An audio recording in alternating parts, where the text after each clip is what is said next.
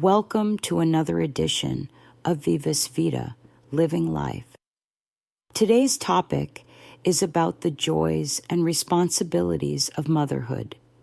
The birth of my son, my only living child, was an incredible joy. It was, in fact, a miracle. There were several reasons why he should not have survived. To say his safe arrival elated me would indeed understate the fact. I was thrilled when I first held my tiny bundle of joy in my arms. How could I be otherwise? I had always understood the privilege of motherhood, and now it was my privilege and joy. Like most mothers, I presume, it was not until a little later I understood the responsibility that was now also mine. From the moment of birth, we mothers are responsible for the safety, well-being, and protection of our darling child. Those who know my story understand how much more this was an issue for me than most mothers. Bringing up a child is no simple task, as any parent will attest.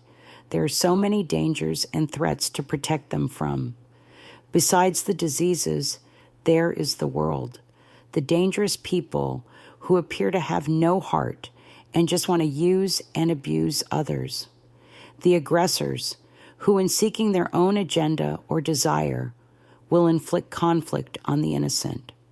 Then there are the school bullies, as well as those who will come along in later life. And, sadly, there may sometimes be the family abuser. That last one is truly horrific and often beyond understanding. I never understood it. Why would someone want to harm their own child? It is beyond comprehension. We are told, and I believe, the first 5 years of a child's life are the primary formative years. What our children learn in those years will influence the rest of their lives and are likely to be the basis upon which they make future decisions. That is quite a challenge for us, but it is one we happily take on. These years are when we help develop our child's awareness and understanding of what is right and wrong, how people relate, and the way the world works. Education does not start at school. It starts at home, with us, and should be ongoing. There is always something new to learn, whether it be in how to relate and communicate with others, how to develop a skill or ability, or how to see and control ourselves. It is our privilege to help them learn those lessons. And there should be no mistake that we mothers have the primary responsibility for all of this. I am not complaining when I say motherhood requires a degree of patience. I am simply pointing out the fact it has been and remains a privilege to care for my son. He will always be my little boy, despite the fact he is now a grown man. I would hate to have missed the opportunity and privilege of having the chance to teach him all I know. Nevertheless, in a busy world, it is easy to become impatient, especially when there are multiple pressing demands, of which, unfortunately, there are always many. Through no fault of my own, I ended up having to bring up my young son on my own. Consequently, with no other source of income, I had to work several jobs as well as care for him. That is my story. However, for all of us, those early years become the time when we must identify our priorities. Hopefully, love will have already done that. We parents have sole responsibility for our children. No one else, despite what many appear to think. The school, the government, the council, the social services, and so on, have no responsibility for any child. They may help out when needed, but it is us who have the privilege of providing for, protecting, and teaching our child the ways of life.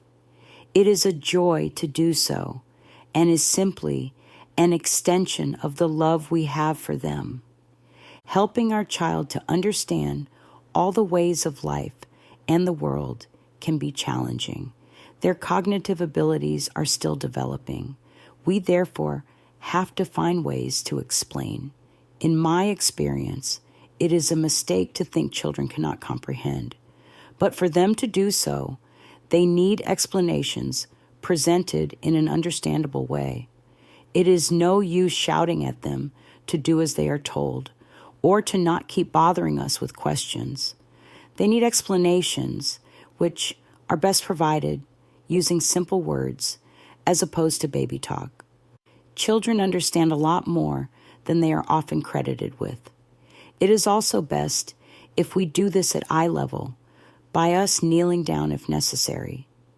A child will learn more if we treat them, within measure, as an equal. I know my son has always appreciated that approach and tells me even now how it helped him think through things and come to a decision when there is a choice to be made. Giving birth by its very nature draws our inherent love. Often, this will have already happened during pregnancy. I love my boy, though I did not know he would be a boy from the very beginning, who cannot be excited about and have love for the bundle of joy within them. Motherhood is a true privilege, a life commitment, and something to enjoy and treasure. Most of us cannot help but remain vigilant and concerned for our child's well-being throughout our lives. At the very end, our love and thoughts will be for our child. To be parted from them will be hard, but we have to accept it is the way of life and hope we have provided all our child needs to be successful and safe in their lives. A true mother never stops loving. Copyright T.R. Robinson. All rights reserved.